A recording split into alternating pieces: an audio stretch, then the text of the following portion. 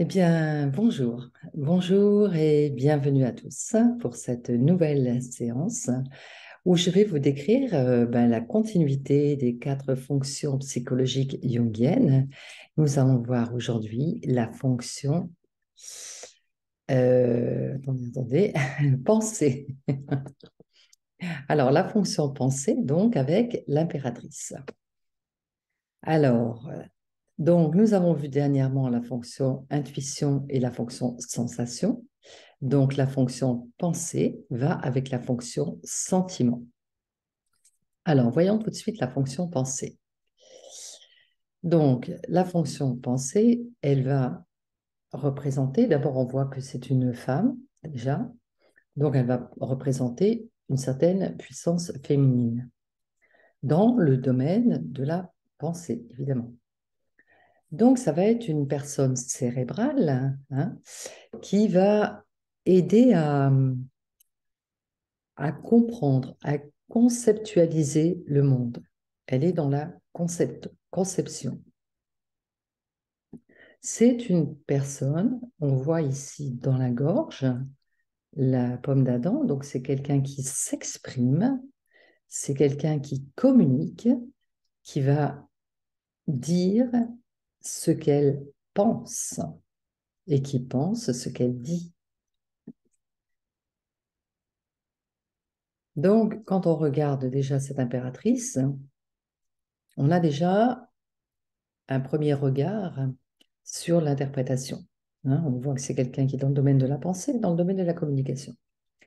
Dans sa dimension extravertie, ça va être une personne qui va être qui s'extériorise facilement, qui s'exprime facilement, quelqu'un de chaleureux. On voit ici que tout le thorax est bleu, donc quelqu'un qui est intuitif, quelqu'un qui est sensible et quelqu'un qui apporte une pensée claire et quelqu'un qui est bienveillant. Il ne faut pas oublier que l'impératrice va avec le soleil, donc elle a une pensée claire et éclairante. Alors, si on regarde dans sa dimension introvertie, eh bien, cet éclairage, il va être orienté vers l'intérieur.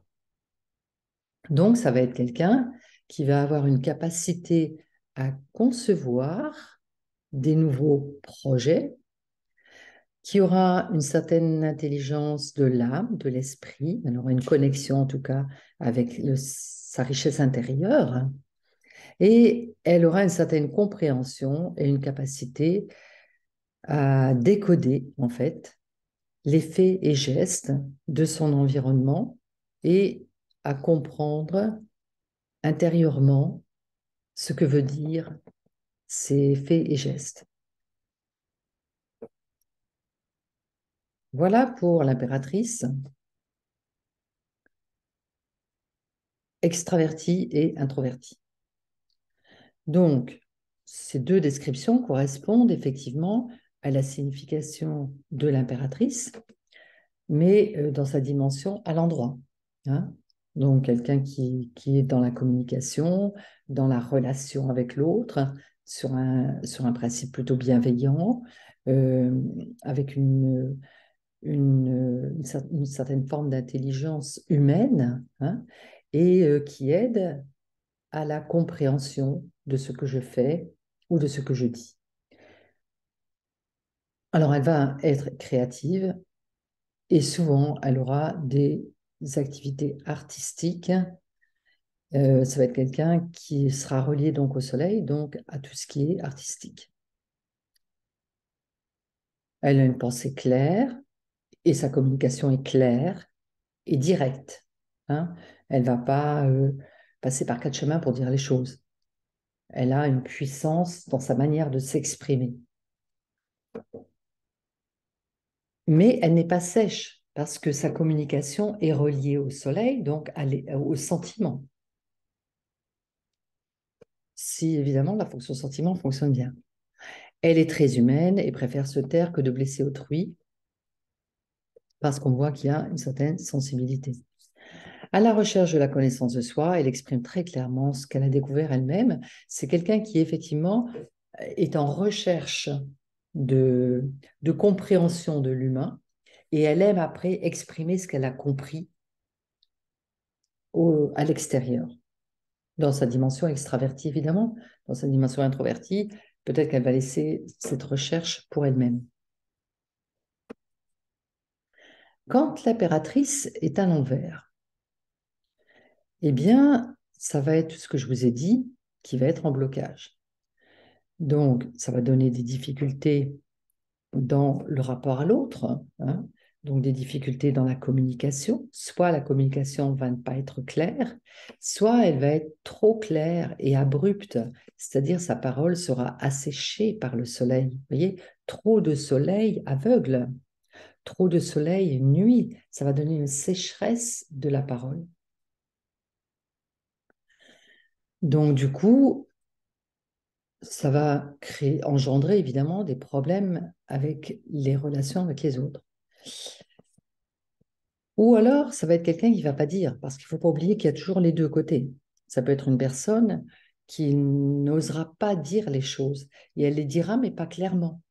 Au lieu de dire, j'aimerais bien que tu ne fasses plus cela, eh bien, ça va être une personne, au lieu de dire, je veux plus que tu fasses ça, elle va dire plutôt, je n'aime pas, j'aimerais bien que tu fasses plus ça. J'aimerais bien, quand vous dites j'aimerais, c'est du conditionnel. Or, votre pensée, c'est pas du conditionnel, c'est je veux. Si je dis à mon enfant, j'aimerais bien que tu ranges ta chambre, il y a un double message.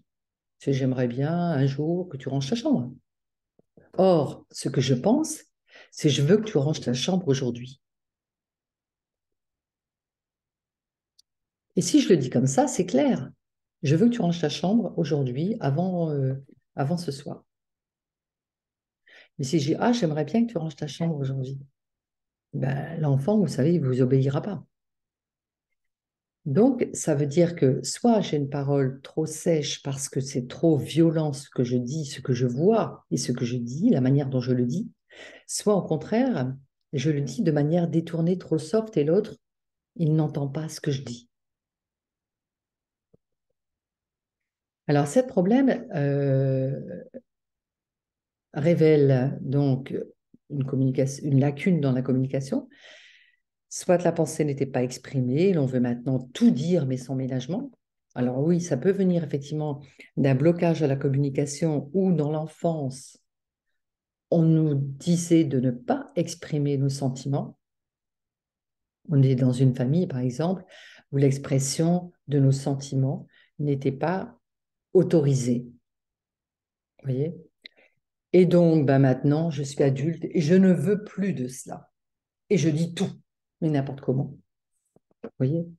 Soit la parole était blessante, peut-être on a eu une mère impératrice à l'envers, hein, ou un père impératrice à l'envers, vous savez, un père aussi, hein, et qui disait les choses de manière trop blessante, vous voyez, trop sèche. Et dans ces cas-là, on a refoulé la pensée et l'expression dans l'inconscient. Et maintenant, bien, on ne pense plus clairement quand on a des sentiments. On n'arrive plus à penser clairement, c'est pas tout le temps, hein, mais quand on est dans une situation difficile, eh bien la pensée va se bloquer, l'expression va se bloquer par peur de blesser l'autre. Vous voyez? Donc vous voyez bien que ces deux problèmes sont liés à, à l'arcane complément, à l'énergie complémentaire. La pensée ne peut alors faire le tri, il y a confusion dans la pensée et elle est refoulée, elle n'a pas l'énergie suffisante. Donc, on voit que ces deux, voilà ce que je vous disais juste avant, ces deux problématiques de la communication, il y a deux problématiques, hein, la problématique de la communication et la problématique de la pensée, hein. Je dis ce que je pense et je pense ce que je dis. Les deux sont liés. Et donc, bah, du coup, on voit bien que la pensée et le sentiment ne se rejoignent pas. Et donc, il y a une dichotomie. Soit je suis dans la pensée, soit je suis dans le sentiment. Soit je suis trop dans la pensée et j'ai une pensée trop sèche ou une pensée qui n'est plus claire. Soit je suis trop dans le sentiment et je n'arrive pas à exprimer ce sentiment. Voilà. Donc, l'identification ici se fait bien entendu avec l'arcane complémentaire, qui est le 13 qui va aller avec le 19, en sentiment, hein, je parle ici. Hein. Pour se réaliser, l'impératrice a besoin de passer dans la fonction sentiment représentée par le soleil. N'oubliez pas que 19 et 3, ça fait 22. Donc, c'est bien l'arcane complémentaire du soleil qui est, c'est bien le soleil qui est l'arcane complémentaire de l'impératrice. La personne retrouvera donc toute sa fécondité et sa chaleur humaine, son élan de solidarité si elle retourne ce soleil. La pensée créatrice se complétera par le sentiment d'amour. Donc, il faut que la personne soit reliée à son sentiment amoureux, à la fraternité qui est représentée par le soleil, vous voyez. Et si je suis reliée à cette chaleur humaine, alors ma pensée va se colorer de la chaleur de ce soleil et je n'aurai plus une pensée ni une communication qui sera sèche. Alors, est-ce que tout cela, c'est clair pour vous? Mais on va s'arrêter là parce que après, le problème, c'est que le diaporama sera trop long. Donc, eh bien, écoutez, si cela vous a plu, eh bien, je vais faire la suite, la quatrième et dernière fonction, qui est la fonction sentiment, qui sera représentée, comme vous l'avez vu, par la papesse. Eh bien, je vous dis au revoir et à très bientôt. Passez une excellente journée.